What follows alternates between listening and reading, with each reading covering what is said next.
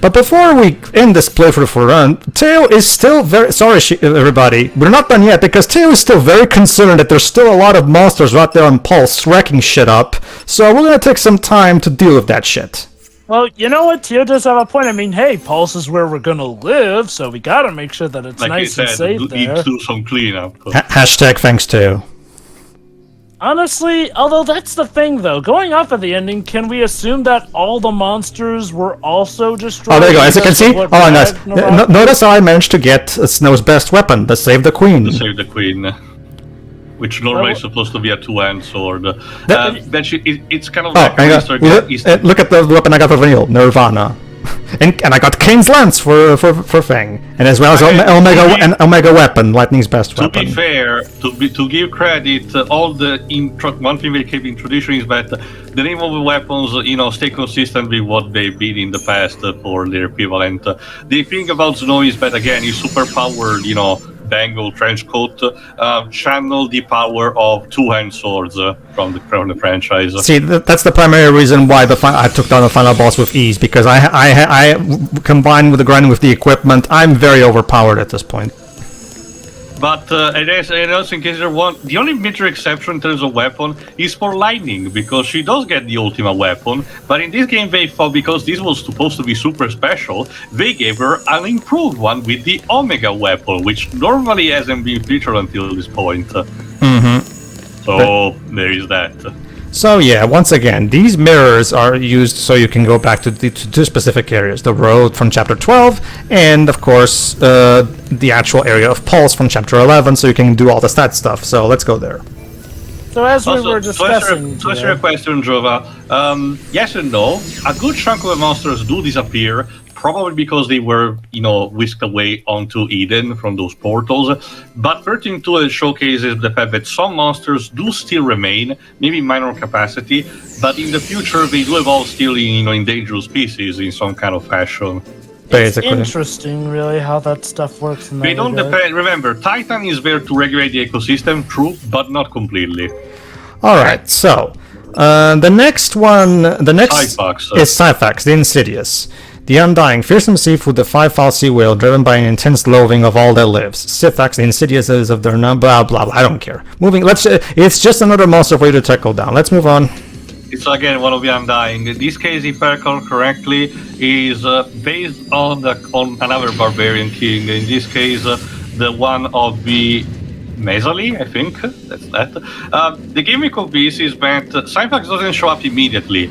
Instead, you have to take down the Numidias that keep spawning constantly, and after you take them out, at least in a good number, Syphax will actually show up, and you have to beat it down. Indeed. Just beat them down to a pulp at this point. Alright, since there's no story whatsoever in this part, and I will talk about when we actually do have something to read at this point. For now, it's mostly just gameplay stuff. Deji, why don't you start your final thoughts while this is going? Well, I can say that Final Fantasy XIII is surely an interesting game. Gameplay-wise, it looks fine. Nothing too offensive, but I still don't understand their ranking system. Seems needlessly pointless. Yeah, I'll give you the formula later, then. The story is hilarious. They do try to make you care, but I don't know. It's hard for me to care about what happens to anybody.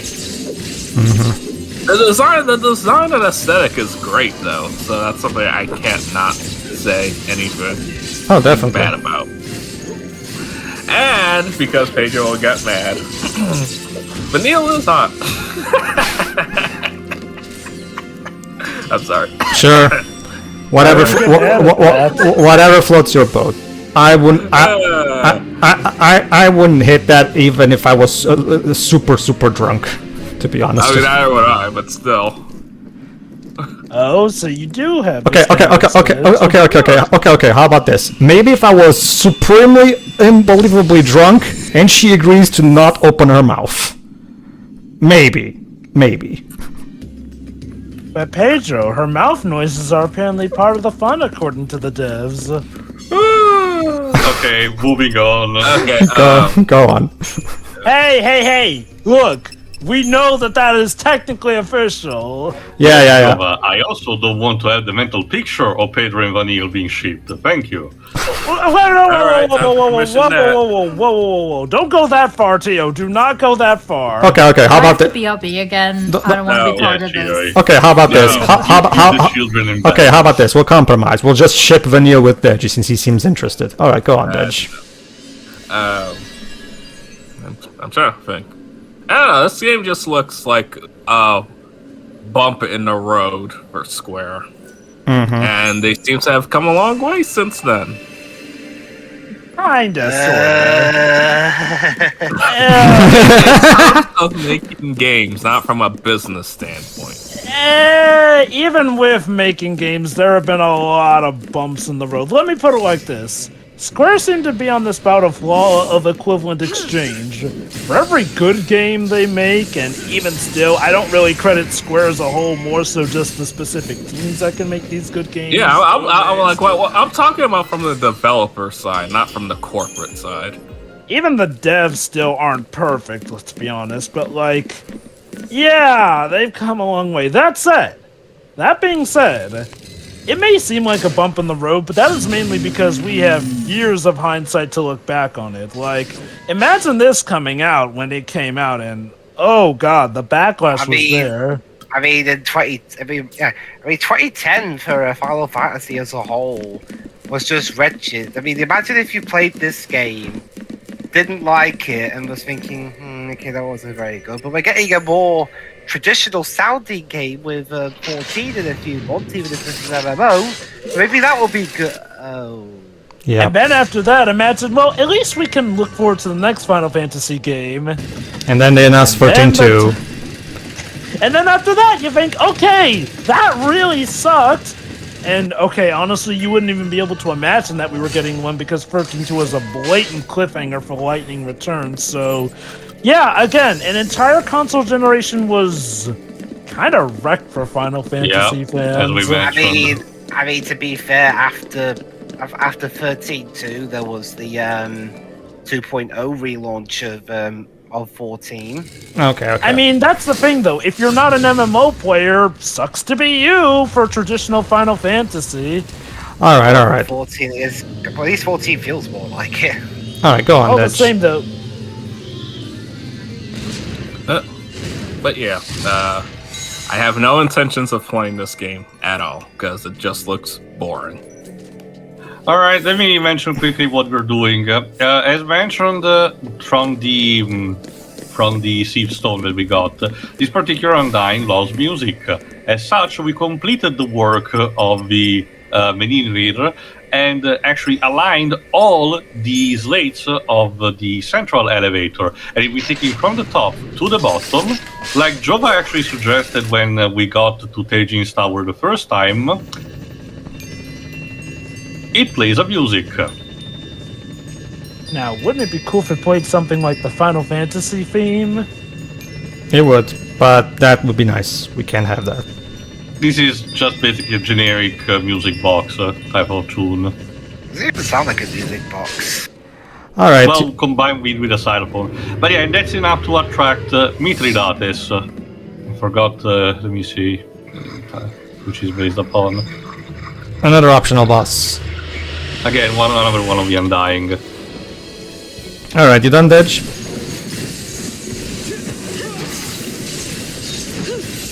Edge? I guess so. I guess he is. Then. All right. Yeah, why don't you go next? Well, actually, I was gonna have Shiroi go next, just to. Yeah, I don't mind waiting. Go on. Sure, I'll be quick anyway. Go on. Just need to quickly. All right. Yeah, this is just boring.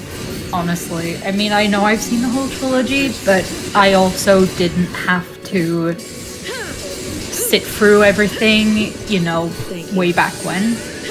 So for this particular game, I feel pretty much the same as Dwibs in that this is just, I'm so disinterested in this, I don't think I can even express how disinterested I am in the whole thing. Saz is the only... Right now. Sorry. I was gonna say, this is different from how you were on the first one. I do wonder if part of this is knowing what's coming, in which case... In your first fight... Yeah, That was years ago, though, too. Yeah. Go on. Yeah, Then. of course. And stuff can change. Like, well, what I'm getting is, like, well, I do wonder if part of it is also the hindsight of knowing what's to come. Because in that case, then, yeah, I could agree that compared to those, this one does feel boring. Potentially, but I mean, potentially that could be part of it. But anyway, Saz is the only good character. I don't really care about any of the others. Lightning is one of the worst protagonists I have ever seen. Yep. In anything. Mm-hmm. The music is fine. There are a couple of like pretty tracks, but that's about it. The environments are pretty boring for the most part. I don't buy a lot of the character dynamics, relationships, whatever you want to call it. What else? I guess does the game at the very least look fun to play to you? Remember, I don't particularly pick up RPGs, so Sure. I mean, that's something I'd rather, I'd rather leave that to the people who have played this in particular. Sure. I've heard a lot of complaints about it, and I'm from people who have played it, not just you guys, and it's like, I'm sure that's all valid, but it's not something I can talk about. Sure. At least I feel quote-unquote qualified to talk about. But Shiroi, we're about to do something you didn't see in the original. A particular hunt against Zenobia, the Butcher. This is a particular unique model of a Seep. One with the sprouting tentacles actually gives the idea of a very powerful, optional boss. So let's get to see what she's like in action. Actually, we're gonna get in a couple of minutes, so feel free to go ahead. No, that was pretty much it for my final thoughts anyway. So this is just this entire game is white noise. Okay. I guess I'll go next, but after the boss shows up, because here we go. Yeah, here we go. Please stop moving like that. Please and thank you. All right, let's take Whatever her shall down. Tonberry! Shank. Just stabbed in the shins. Yeah, and then one thank kill. you. One kill, and guess what, Shiroi? Guess what, Shiroi? We still have a kind of a hunt to do, so that means we have to fight the Tonberry. Yeah. That is Okay, I will worse. admit that was a genuine laugh. Yeah, that's the thing. I'll give it that. Remember, sure, this is a running gag in the Final Fantasy series. Like, remember, they did the same thing in the 7 remake, like, where they'll, we're gonna have this amazing boss battle, and then suddenly the Tonberry comes out of nowhere, stabs the creature, and then we have to fight the Tonberry. So. And like, if you're familiar with Tonberries, you know you were in for some deep cries. The entire gimmick about these things is that, again, they normally move slow, but they essentially bear the grudge of the damage they receive, and if they manage to get you, they deal 10 times fold, so they can potentially be insta-killers. That being said, because Pedro's maxed out, he actually made that Tonberry fight a joke. Yep. Well, that's the thing, Jova. Like I said, I'm basically have some of the best equipment in the game. I'm incredibly overpowered right now. And to be fair, the Tonberry is not considered like a super high level enemy, especially because one of the later Trials of Titan actually requires you to fight like 3 at the same time. Mm-hmm. So, yeah. No, but that's the thing. And by the way, Theo, guess what? One of the common side missions that we have in Stranger in Paradise is fighting not 1, not 2, but 3 Master Tonberries.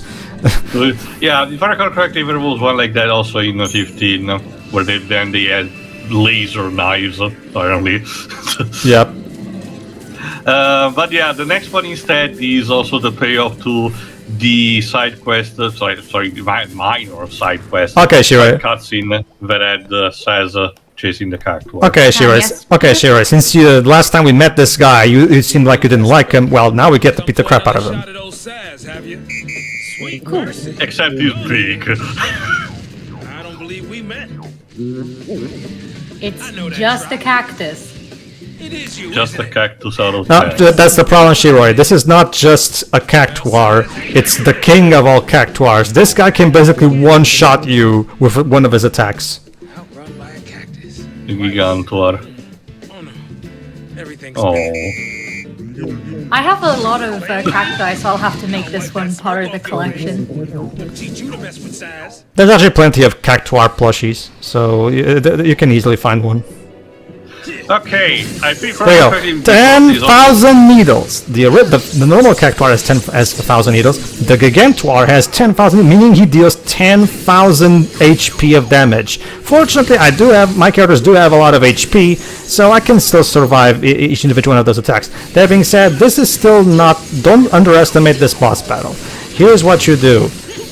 Make sure you have at least try disaster. Why? Because being a cactuar, he's weak against fire. So fire attacks are your fucking main weapon against this. Because there you go. As you can see, his HP is going down pretty fast. Because again, it gets to the point that one recommended strategy is to have a weapon that is infused an ability that can grant, an automatic stagger gauge in a small percentage, because that's probably a more feasible strategy.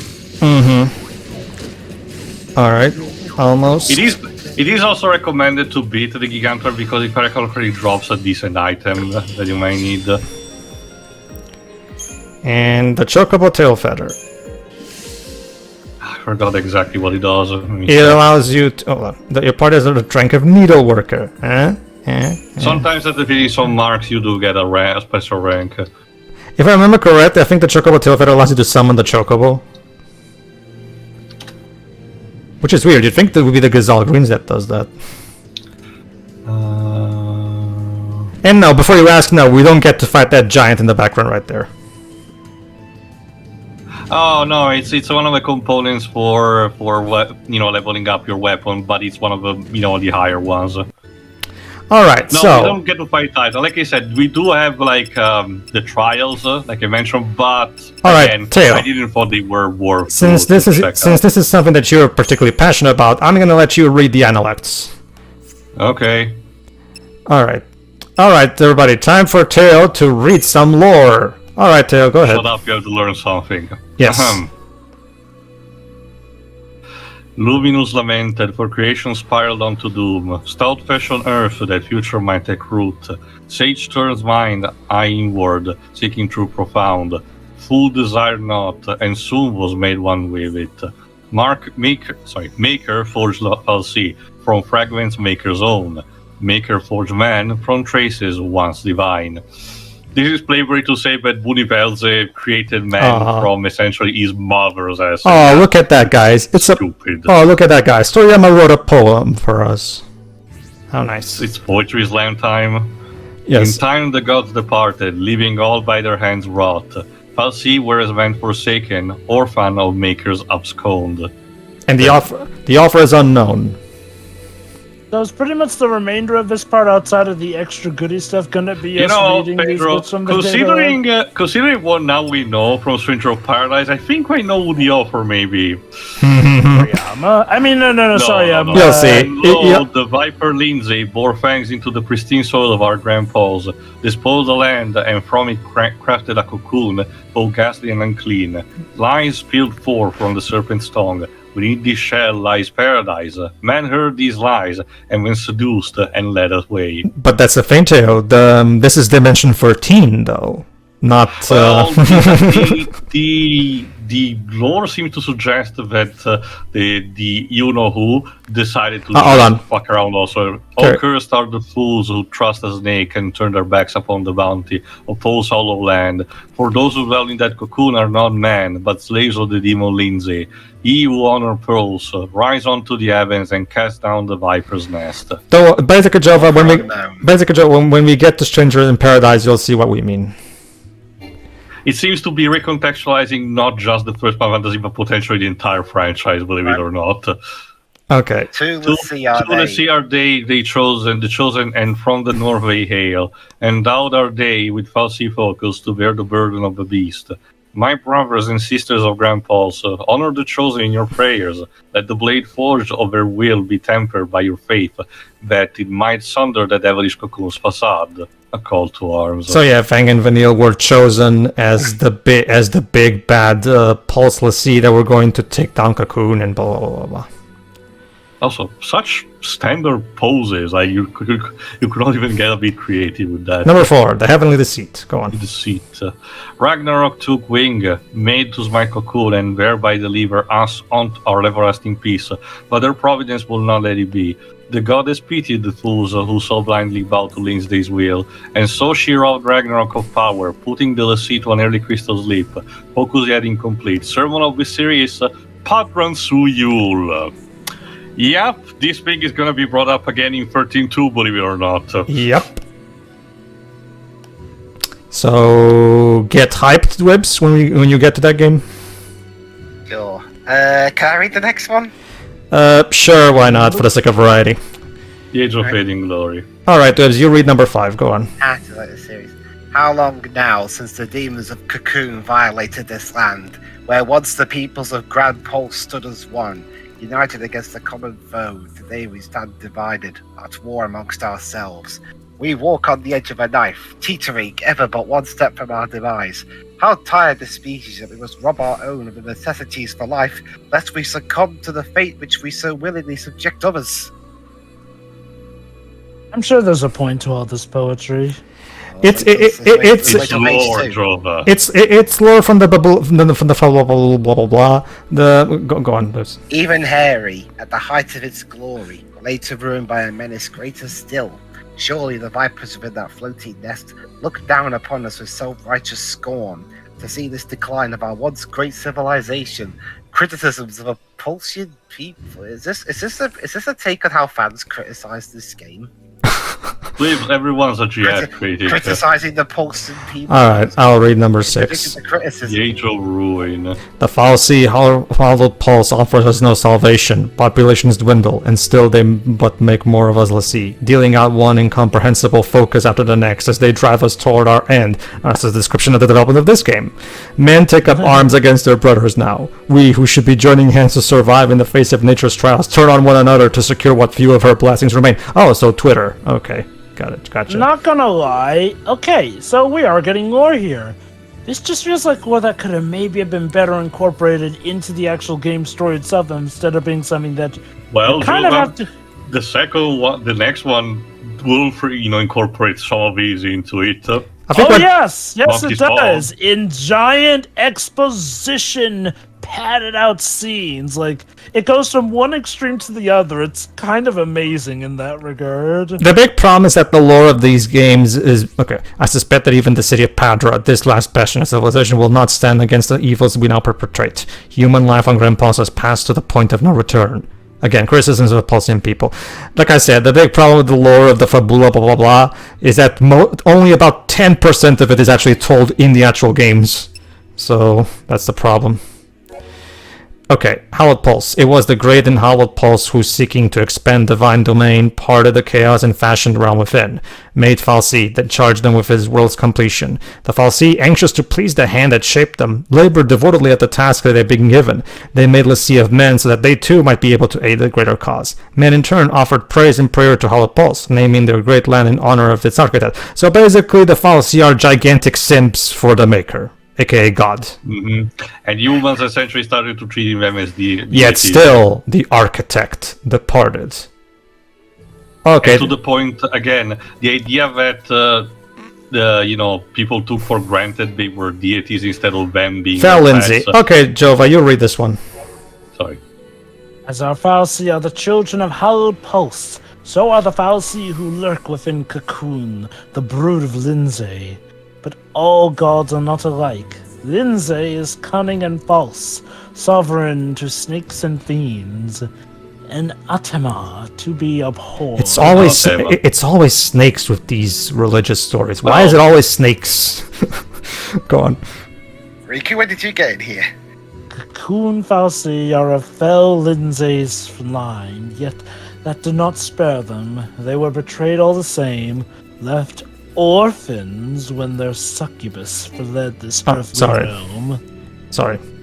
Alright, her providence sought nothing, her providence made nothing. Well, fuck her providence then. She but looked on, silent in her sorrow. The goddess pitied mortals, destined as they were to die, and so she deemed to intervene in the hour of the greatest peril. She averted cataclysm that was to be, and put to rest the ones that would have robbed so many of what time fate had ordained.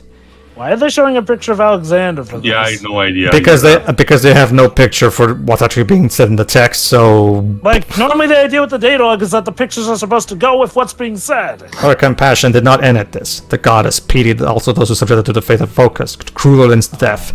To them she sent her messengers to deliver hope when all was lost. Sermons of the seers, Padres Nusu. Yeah, again, in hindsight, they actually did too hard to some of these. Okay.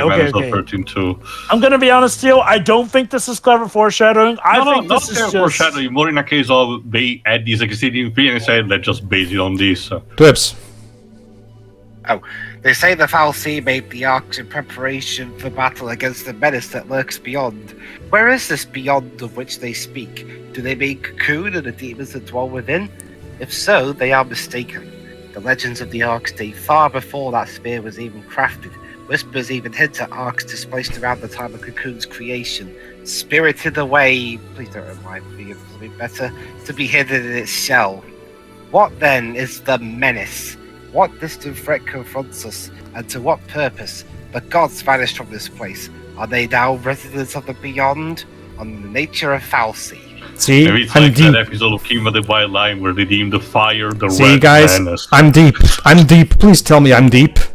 Anyway, we've long held the goal of the Fal'Cie's endless excavations to be the expansion of our world's inhabitable space, the creation of new lands with which to honor the gods, but I contend this to be false. Their methods lack the order one would expect that they were their purpose, and what's more, the gods they would honor have long since departed this world. So basically, the Fal'Cie are fucking bullshit. That's just rumors spread from the Fal'Cie critics. Of course. I propose a different explanation. The Fal'Cie are hunting. Whether they seek a way to recall the gods or to journey to their side, I cannot say. But I do believe the Fal'Cie seek their lost deities. They search the earth, the skies, the waters, and even the deep places, seeking a gateway to the divine. On the nature of a Fal'Cie. See, okay, this data log has a similar problem to the Ansem reports in Kingdom Hearts 1. They're good lore, but it's not something that the game necessarily presses you to look at. Like, yes, it technically is there in the game, and trust me, that's better than it being in a Japanese exclusive novel. But for something that is lore that was building up to something important, there should have been more emphasis put on it, I feel. Anyway, this basically boils down to the Door of Souls, which means, okay, why can't God stay here? Why do they must depart? And blah blah blah blah. Basically, it's more rambling about the gods and the Fal'Cie. The divine employed to reach the divinity beyond. If this is the case, it stands to reason that should a great many lives at once be cut short, a flood of souls would surge through the aforementioned portal. The door would be thrown aside, and perhaps we might even glimpse the gleaming light of divinity beyond. Basically, talking about the whole shit where if Cocoon blows up. Believe it or not, this is a plot point also for the grand scheme of things for Type 0. Alright, final one. Fabula Nova Crystallis. Hence the name Children of this of franchise. hallowed pulse scour earth, searching substance for the door. Those of fell Lindsay harvest souls, combing either of the same. So have I seen. The door once shut was locked away, with despair its secret key. Sacrifice, the one hope of seeing it unsealed.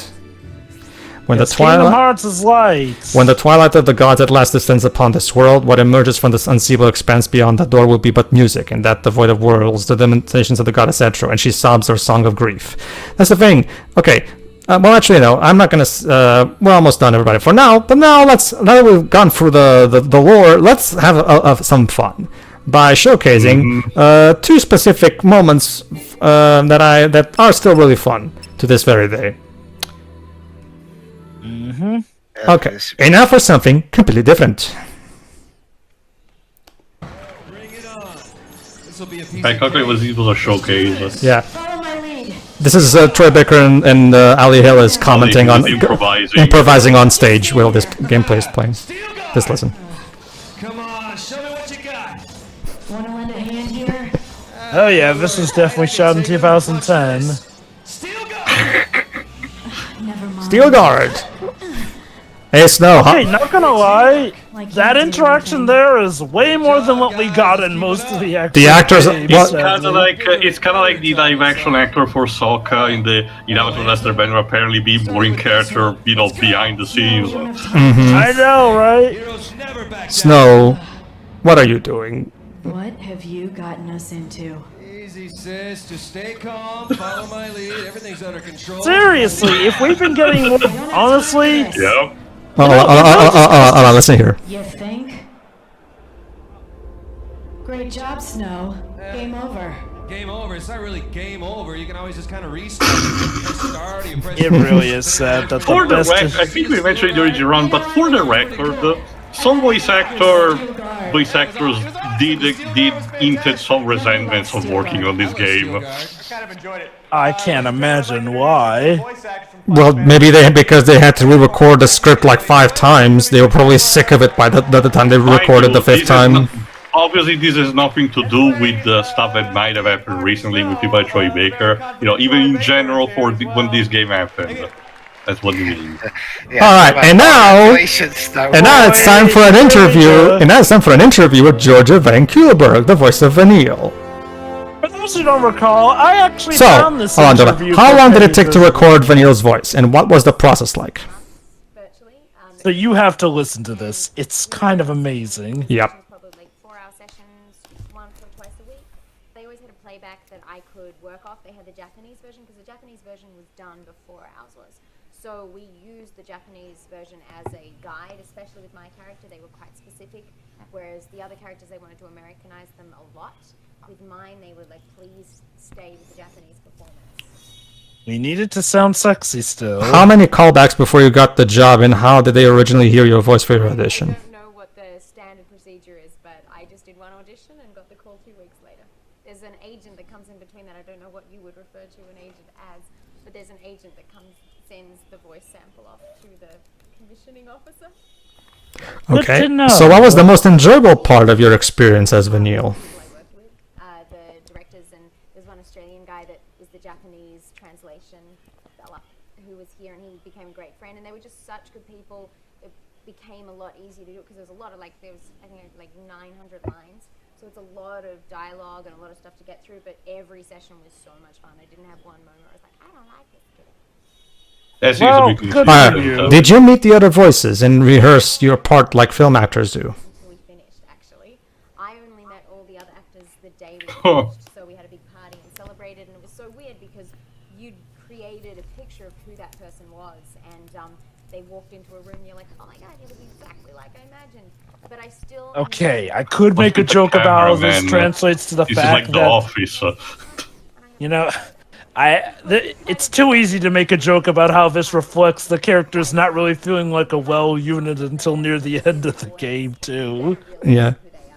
It's just too easy. To kind of look at it. I'm not sure whether that would be a positive... It's weird. Sometimes for some voice action, you do get 2 voice actors playing back to back if a scene involves very respective characters. It depends on what the voice crew wants to do too. What do you like most about Vanille to get the job? Does it matter if you resemble her?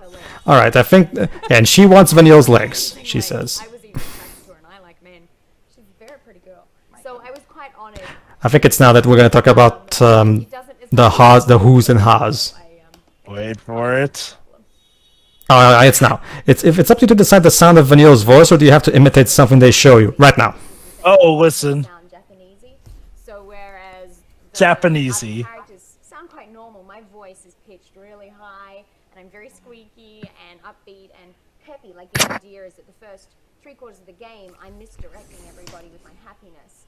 So at the moment, there's no gamer out there that's made it all the way through. So there's viewers' comments going, her voice is annoying, it's driving me crazy. And then other people going, it's cool, it grows on you. She's, and I just feel like going, wait, you'll see why I'm so crazy in a minute, and it will make sense. The biggest challenge was getting the sound right. There's a Why do they particular keep doing sound- close-ups on Oh, on that? I don't know, Shiri. Wait, listen. There's this sound you're gonna need to learn, and I got it after the first session, but it was that was the biggest thing of creating the sounds of Vanille. I would say that 450 at least of my lines included vocal quality sounds that aren't necessarily natural. May you give us a sample of one of these sounds? Sure. Say they wanted a happy reaction, it would be Listen. And sad reactions. And then running. Wait. So it's a little bit. Yeah. You know, I'm actually watching this without the visuals at the minute, so out of context, this is a bit. Dwibs, those are the sounds that they thought sounded Japanesey in her own words. Yep. I promise she grows. But yeah, with like Shiro Could said, I- whoever did the work on the camera Let me just- needs to be fired. Let me just put it in a simple way, because localization is a passion of mine. Yes, it's okay. Mr. Voice Director, Mr. Localizer, that's a nice thought, but not everything that works in Japanese will work in English, and this is definitely one of those cases. Mind you, again, for all we know, the voice director was directed from on high for this, because again, this technically got the Japanese side's blessing, so yeah, orgasm sounds it was, because let's be honest, those are orgasm noises. So, Dwib, since I know you're very passionate about voice acting, what do you think about the direction the people, the localization, gave the direction to Georgia? Its direction, I'll give it that. I mean, okay, but to be honest, I thought, the aim was to misdirect. I thought the aim was to annoy the shit out of people. Something got lost in translation, Dwibs. Yeah, possibly. You want to say something, Shira? Sorry. No, I didn't say anything. Ah, I've been okay. muted. Okay. Well, that's about it, really. Okay, Joe. Actually, no, I think Teo was next, I think. No, Joe can go ahead. Go ahead, Joe. Yeah, so I'll be straight up with y'all. This game's bad. However, the sequels are so bad that they kind of make this game seem tolerable by comparison. Like, no, this game is still a slog to play. That being said, for as terrible as the story is, when there are those good moments, I don't know, maybe it's because the story is so bad elsewhere, but the good moments, when they happen, far and few between, actually do feel pretty good. And I do genuinely like the ending. Again, it's kind of pointless given what the sequels do, but speaking about this game in and of itself, fine. Like, oh boy. Like, okay, when I first played this was one of my first ever exposures to the Final Fantasy franchise. This along with Final Fantasy VII. So thankfully, it was perfectly balanced as all things should be. Regardless, though, this game is the pits. The gameplay is... at best, it's boring. At worst, it is like hitting against a brick wall. And this is assuming that you are not playing easy mode, because remember, easy mode is only available with this PC version, essentially. Otherwise, you're gonna have to be playing the game legit, and oh, God, some of the bosses just do not die. And you know what? Sometimes if you want to do a gimmick boss or whatnot, that's fine, but no, almost every boss is like this to an extent, and those that do come up with the special gimmicks feel needlessly obtuse with how you're supposed to figure out how to beat them and whatnot. It's like the developers, as Pedro mentioned, they want you to do it exactly the way they want. And again, this is speaking of it with the normal game. If you want to play this game, you play it on our terms. Yeah. Now, again, easy mode does alleviate a lot of these problems, but I'm not really going to count that, because when you have to play a game on an easy mode to make it feel enjoyable, well, actually, when a game is so bad to the point where it feels like you need to play on, say, easy mode to make it fair, or in other cases, say, play on hard mode to make it actually feel like a good enough challenge, you did mess something up there. Mm-hmm. The soundtrack is quite the mixed bag. On the one hand, I do like the Eidolon's boss theme, I do like Blinded by Light, and I do like Saber's Edge. Those are some good ones. That said, a lot of other parts of the soundtrack feel just bland and unremarkable, honestly. And I'll be honest, when it comes to the main theme, whatever that lyrical tune is, I legit preferred my hands from Leona Lewis. Now, that said, the CGI cutscenes, the high def ones, they look good still, despite being made in 2010. Now, the in-game graphics can be very inconsistent. That being said, this might just be more of a problem with this PC version, because I do recall our original commentary, the graphics That's the look more thing. consistent. That's the thing, Jova. I played this game with the HD, with the mods made by Final Fantasy 13 HD team, meaning the models were all and textures were all reworked to look even better on higher resolutions displays. This is as good as the game has ever looked. Yeah, it kind of drops the ball in some areas in that regard. But if we want to talk about something that complete... I think it's more so that this is a 2010 game, so eventually the age would start to show. Well, I'll be honest, like, even during our original commentary, some of it did not look its best. That being said, there were some bits that I'm willing to go, okay, 2010 on. There were other bits that were kind of like, ugh. Particularly the few in-game cutscenes, as we mentioned, are needlessly stiff with the models.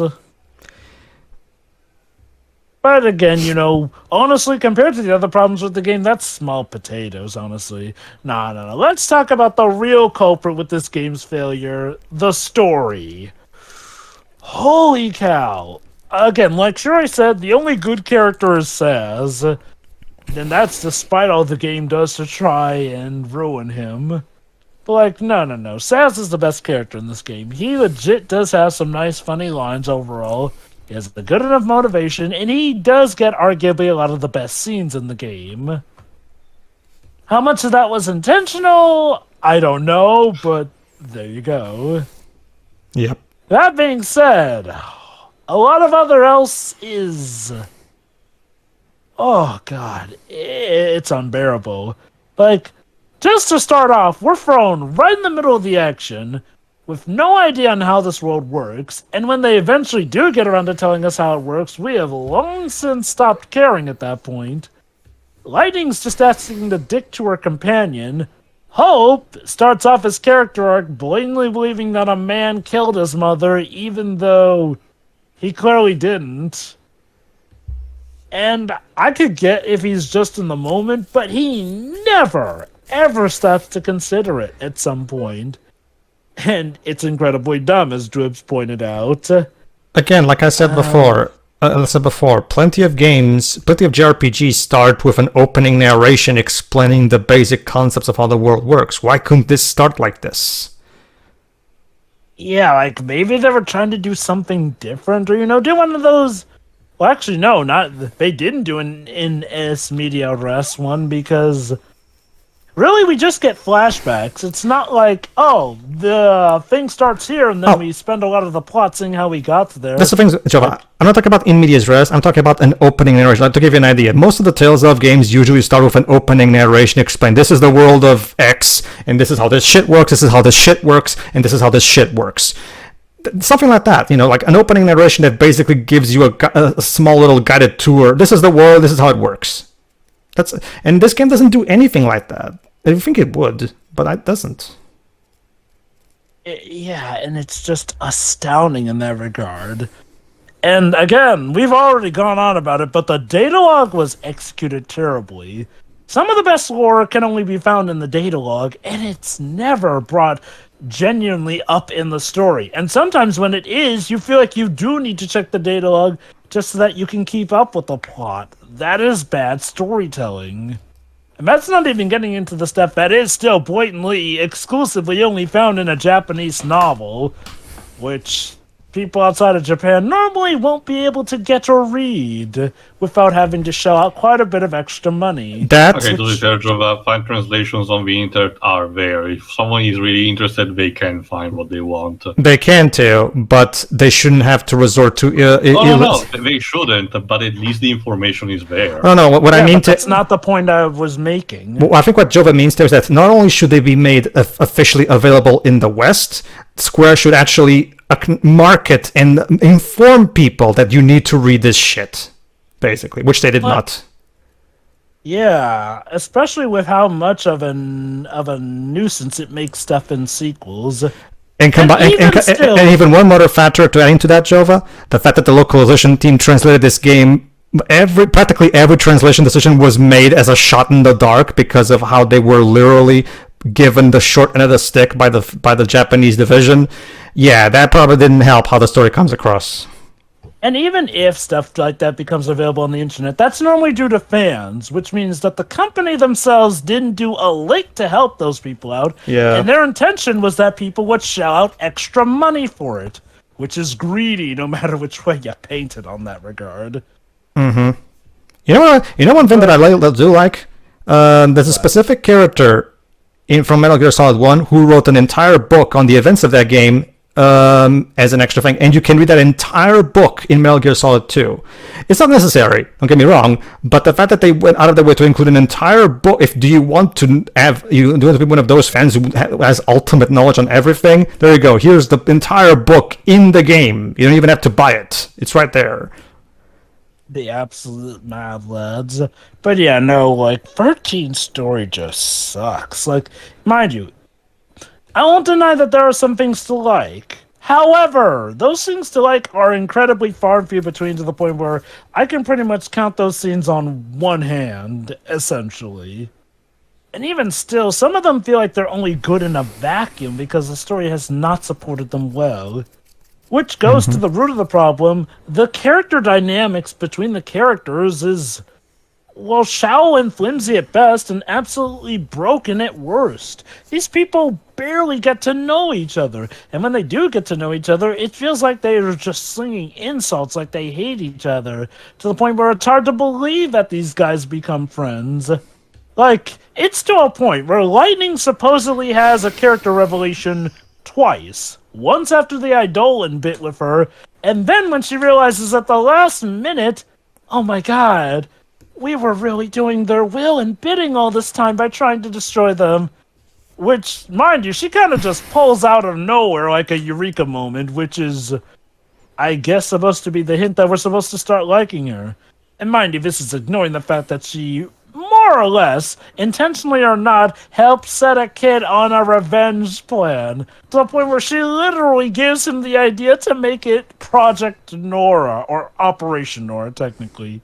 Still, though, it's just amazingly dumb how these characters function. Yes, Pedro? I just unintentionally, indulged this kid into committing murder. Should I do something about this? She doesn't do anything about it until to the point where Hope has had quite a bit of time to become all the more determined to it. Again, for as much as Lightning calls Snow an idiot, she is the bigger idiot in this game. By far. And yeah, like I mentioned, did not care for the characters calling Snow an idiot when honestly he was the most productive of anyone at that point in the game. And then he kind of just stopped being in the game for quite a bit of time until it's revealed what's going on with him and Fang. I swear, so many of the story plots do not feel like they genuinely flow into one another. It feels like so blatant okay, just go for this hallway and get to the next scene. Bada bing, bada boom. And, you know what? That is literally what it feels like. Walking through a hallway to get to the next thing. And it's to a point where, despite it being terrible, the story is arguably the most entertaining thing because that's the only part that really feels like it has a pulse. The gameplay never feels good or exhilarating. And when it feels anything close to that, that's mainly just from frustration at how tedious a boss battle is getting or how unfairly difficult it suddenly gets out of nowhere. A lot of this could be alleviated if you were allowed to grind, but they even capped that. It's like every time you try to have any source of fun, they put down a stupid limitation that limits you to an unnecessary degree. It's all just a mess. And at the end of the day, that is what Final Fantasy XIII is, a mess. Is it an abomination? No, not quite. There's, like, enough teeny tiny bit of good stuff that if this were just a one-off, I'd be like, you know what? Fine. Let's make the characters better in crossovers and whatnot. We're done. Unfortunately, this was just the beginning. Go on, Pedro. Close us out. Actually, Teo. Teo's yet to say his thoughts. Go on, Teo. All right, Teo, yeah. Sorry, what? Your thoughts, Your please. thoughts, Teo? Oh, right. I'm not sure, to be honest. It's still a bad story, and probably I still will say it's the lowest point of the franchise, at least of the mainline titles. However, I would still take a lot of the elements, like the characters, the lore, the designs, and even the soundtrack, arguably, over the one of 8 in those kind of aspects. It's not saying much because the execution is still faulty, but at least the complexity on its own is more interesting to me, rather than whatever 8 was trying to do. The only thing I wouldn't change from 8 is Cypher, just because he entertains me this much. And he probably falls for a better villain than the people in this game. I don't really mind the Super Pope spouting. It's part of a villain to be sometimes overly talkative, and even if he puts up some kind of ham into it. But to be honest, the villain of the next game is much better anyway. Honestly, it's like what Jova said, the sequels have made these more tame more than anything. It still has moments that piss me off to no end, like the execution house as attempted suicide got, mostly because, again, of how probably unintentionally insensitive it is, showcasing it that kind of way and then dismissing it with such an easy way to call it out to boot with the gameplay story segregation.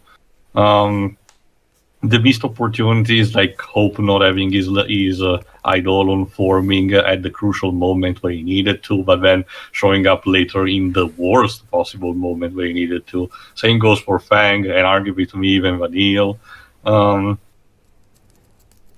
The fact that half of the game will seem to be done to compensate the linearity of the other, or at least we were 2 different games that decided to fuse together in the end. Not the first time that it has happened in a similar fashion. The fact that it tries to chase desperately the trend of being the new Final Fantasy VII, trying to having all the minor callbacks to it, and yet not capturing anything that made 7 great. Mind you, 7 was kind of a miracle in itself. We didn't talk about it in the original run nor in the remake one, but 7 was supposed to be a completely different game at several different points of its production. We kind of got lucky that it turned out to be, the way we did, and they turned out to be good. So I get the idea that trying to chase a lightning in a bottle scenario was a project that was, being doomed to fail from the start. I already mentioned the fact that the color palette, while fine on its own, it goes a bit too much on the bright side, and sometimes the colors are instead a bit moot. It's like there's not anything that's distinct. Like there's a distinct lack of normal red that we get, for example, like the magenta or of lightning, sashes scarf. We get the orange of Vanille's skirt, for example. I think even Fang has some elements to it, for example, also the blue. But for example, when you think of something like green, you think of Sans's jacket, and that's still a mood kind of green, not really like a brilliant emerald that you think. And it's kind of like that for the entire game. It helps give it an aesthetic, but I do believe something is kind of lost into that.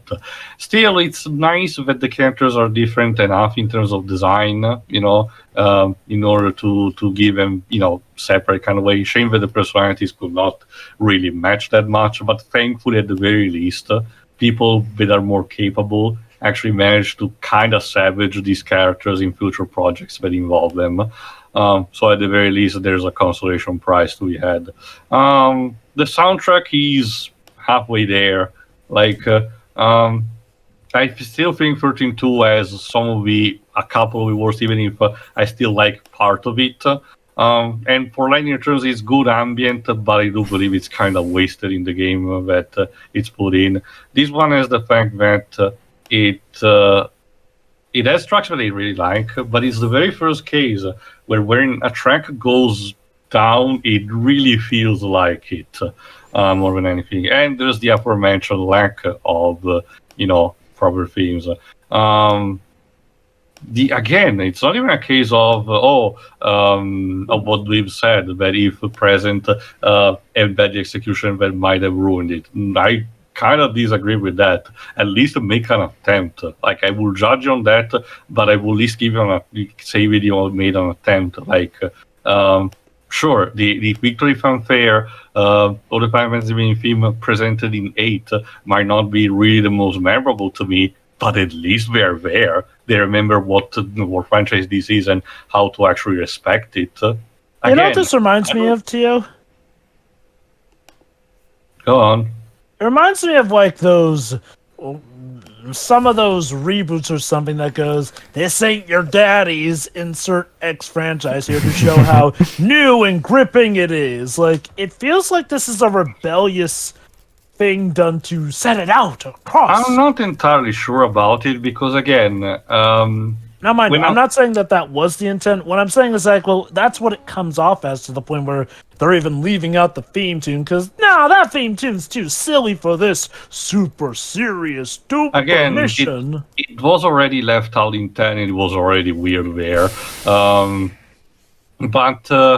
Again, I don't really think... I'm not sure whose ideas was it, but I'm not entirely sure it was Amazu entirely on his own.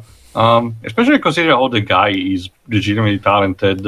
Brando SP noticed how prevalent the piano is in this particular score. And yeah, it is, admittedly. And how important it manages to be. But again, it just feels odd that you want to make a mainline title, one that was conceived as such from the get-go, and you don't really commit to very easy things to actually include in it. They did bother to include some recurring other elements, say particular weapons, particular kind of monsters in that kind of way. So it's not like we're completely trying to detach from what this is supposed to be. Why don't you go the extra mile? Yeah, on the subject of Amazu, one thing that to this day, 7 Remake aside, I still don't get about him is his refusal to use the traditional Victory Fanfare. This game doesn't have it, 13.2 doesn't have it, Lightning Returns does have it, but only if you have one of the DLC outfits. Even then, it's a recycled clips anyway. And the 7 Remake barely has it, to the point where it almost feels like he put it in begrudgingly. And World of Final Fantasy, a celebratory game that celebrates the entire franchise, still doesn't have it, nor does it even have the prelude or the main theme. It doesn't have any of those free. I don't understand why is this guy so obsession with not using those themes. I guess he feels it would be too easy to use it, even though, again, it's the recurring theme. Having it in is kind of the point. Exactly. I already mentioned about the gameplay and how unbalanced it is.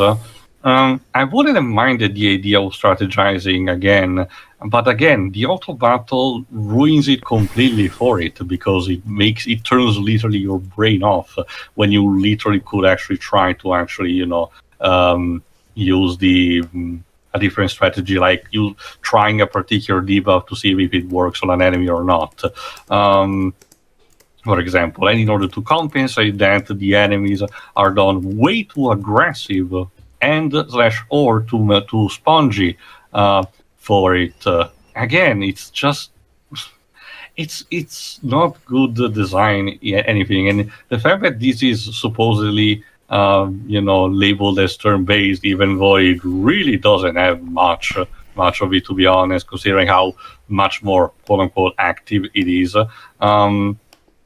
Again, it puts a bad name onto the combat type, But consider again how to this day, games like Shin Megami Tensei and Dragon Quest managed to proudly display, what what kind of turn-based they can have, and even without that much change. Again, stuff like Persona 5 manages to just add a bit more flavory with its presentation, but otherwise it's still a traditional turn-based.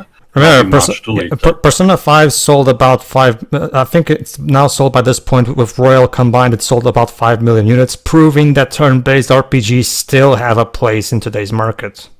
So this I don't think this was to be blamed for it, but again, the fact that the Final Fantasy franchise was starting after 10, was starting to detach more and more to traditional turn-based, not even trying to put a different, innovative version of it, like they wanted to, but instead trying to go in more and more action, and this being kind of like the child in the middle is kind of depressing. I will argue this didn't work to boot is even worse. I will argue the battle system of 7 Remake managed to hit a really good balance of the two. It managed to have. It's still actually the score and the what they mask as a turn-based. It's clearly was there from there to try to appease that, and as much as it's enjoyable, it's clear that it was not meant to be played with that in mind. So yeah, again, stuff that doesn't work really hard, but there is instead elements mostly in terms of lore and plot, in terms of presentation, that I will take this over 8. But at the end of the day, I still believe this is the worst that the franchise still got, in my opinion. I just happen to try to refocus a bit exactly where to lay my criticism. So I'm guessing, to go back to reference Brando again, so I'm guessing you're one of those who doesn't consider the sequels mainline games? No, I think you did ask me this question a long parts ago. Well, for the sake of the audience. Well, to me, it works simply as it is. Each title, along with its own sequels and prequels and titles that are attached to it, are considered their own nucleus of, part of the main series. The Ivalice 12, part of being Ivalice Alliance, fine. Everything of Ivalice Alliance is considered like 12 to me. Sure. Same kind of goes like this. It works just better into grouping like categories. The only ones that I would consider proper spin-off, or rather, despite being attached to it, I would say it's Tactics, because it wasn't considered to be attached to a mainline title. But for example, Revenant Wings, I still attached to it to its main, to the first title counterpart. I don't see why I shouldn't consider a main title. Mind you, having to be specific about the definition of it is an argument that I do believe doesn't really need to exist in the first place. It feels more flowery than anything, but if I need to be precise on that, sure. But yeah, that's pretty much it. It's still disappointing after all this time. I still am glad that I managed to say what I needed to, where I needed to, because I'm sure I still forgot one thing or two, but for the most part, I think I say what I had to anyway. All right. At least you, Pedro. I don't really have anything to say that hasn't been said already over the course of these two parts, so... Again, the story sucks for all the reasons I've been talking about throughout this entire thing. The gameplay is okay. One thing that I don't think anybody brought up was the level design. I know that a lot of people are to this nowadays still say that, oh, come on, really, you're gonna go throw the linearity argument at us. The reason I do is because it definitely bears repeating. Because, like I said, again, it's one of those things where, like I said, to take a cue from Brando's Final Fantasy XIII 1 video. Think of Final Fantasy VII's opening hour, specifically the Midgar section. It starts off So when you start in Midgar, the game is pretty linear in its progression. Yeah, you have side stuff you can do, but progression-wise, yeah, you're basically railroaded into going where the story wants you to go. So, however, when you finish that game, the game opens. Sorry, when you finish that section, the game opens up. You get the world map, and from that point on, you have a lot more room to stretch your legs. This game, on the other hand, lacks that balance. It's not that linear level design is inherently a bad thing. Tales of Arise is a very linear RPG in its design. The thing is, that game still gives you room to stretch your legs and do side stuff, and you progress at your own pace. The environments feel a lot more fleshed out and developed. Comparisons instead of just being hallways, you know. This game, on the other hand, no. This game, the environments don't even feel like environments. They feel like roads that you have to go through just to get to the next battle or cutscene. And that's the major thing. Like, this doesn't feel like a world. It feels like a collection of areas that are here just so we can have the actual thing that they care about, the story and the battles. That's the basic gist of it. Aside from that, yeah, music is... I enjoy some themes, but like I said, okay, Amazo-san, I love you, man, but start using those free bloody themes.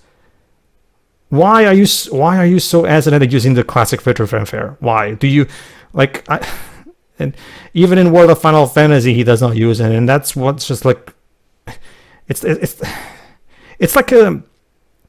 You see, it's like if Professor Layton versus Ace Attorney didn't use the Ace Attorney 1 themes, because remember that game was clearly meant to be kind of the Ace Attorney portions of that game were clearly meant to be a throwback to Ace Attorney 1, even as going as far as designing Phoenix like in his classic design, how he looked in the original trilogy compared to how he looks in the new trilogy, you know.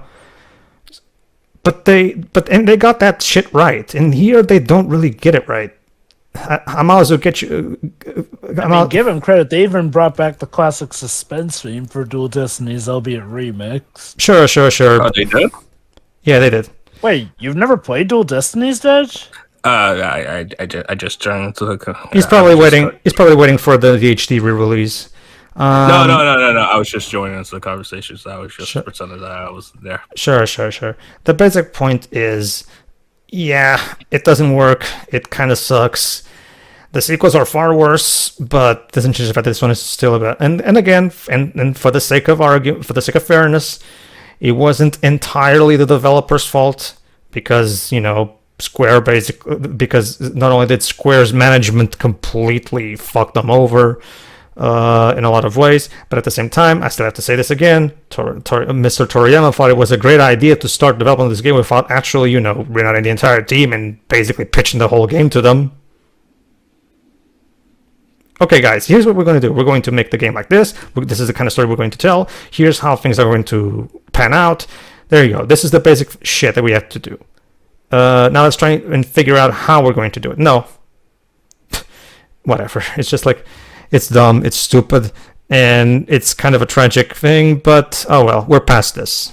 Fortunately, we are past it. Fortunately, unlike what happened with Sonic 06, where the internet still will bring that game up even though it's not relevant anymore, and it's so annoying at this point that they keep bringing it up every time we try to talk about Sonic. Fortunately, the video game press did not start using this game as the 06 equivalent, where every time we bring up offense, they immediately bring up this game or anything like that. So at the very least, it's kind of ironic because Sonic got out of his stump, I'd argue, better, whereas the Final Fantasy franchise had an entire bit. Also, before we start talking about Sonic, where he doesn't belong, it's more like the opposite. It's more like and you, Java.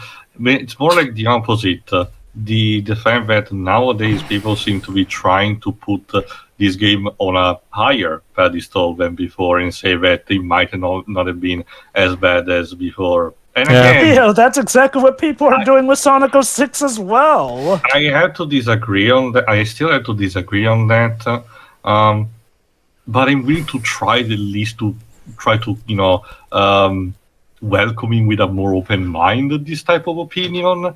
Less much so when it's people who are trying to blatantly shitpost and trying to just, dunk on part of the rest of the franchise. And I'm not going to make examples because, again, there will be an entire rant that doesn't belong here. But I know that it exists, and it's kind of annoying that it exists. Oh, sure. Although, like I was saying, add something though.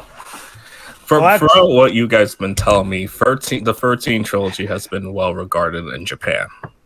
no, not really. Actually, it sold terribly in Japan. Yeah, it did. Oh, So much so that Lightning Returns was a documented bomb in Japan. Not just that, 13.2 was also a bomb in Japan. So no, that not all. Remember that this was back. Pedro, it got the fabled perfect score from Famitsu. Yes, Famitsu. Remember, they're clearly reliable. Remember that this was back when Japan was transitioning into mobile stuff, and that's when console games started selling less in Japan. So. And mind you, the games being bad didn't help in that regard either. Like, at least there are still some games that can still sell over there. It's like I say, Sonic 06, that was a bad game in and of itself. The 13 franchise, on the other hand, that was an entire console generation of bad game after bad game that just got worse and worse. It's like what me and Pedro said. For a long while, this was all we were getting, essentially. Well, to be fair, and yes, Jove, I know that you like Shadow and Secret Rings, but to be fair, and I will argue that, and a lot of people also say the same thing about the trilogy of Shadow 06 and Secret Rings. And don't get me wrong, I understand that Secret Rings has its fans. The difference is that Secret Rings was not hated upon release, True. partly thanks to it being better than Sonic 06. Now, yes, in hindsight, people are a lot tougher on that game. I will agree with you there. What I will still hold, though, is for the time being, Secret Rings was not seen as part of this terrible trio. No, the hate was mainly on 06 at the time. It's all about in the moment. I'll give you Shadow as well, though even that game wasn't as hated as much because, again, 06 was like the big ringleader. I'd say this is the difference. 06 was like the epicenter of it. That was what people were focusing on. Sure. The 13 trilogy, on the other hand, like I mentioned, that was where stuff just got progressively worse and worse, where, it wasn't as talked about, but you could make an argument that the scars were a lot more severe for the fan base there. Alright. Also, Sonic had the virtue of having at least the handheld games to fall back on. Well, yeah, to be fair, Final Fantasy kinda had the same thing with Heroes of Light and later Brave Default, so Final Fantasy kinda had the same thing as well. Do we really consider Bravely Default a Final Fantasy game? Brave Default is a Final Fantasy game in everything except name, Jova. I'm not even kidding you.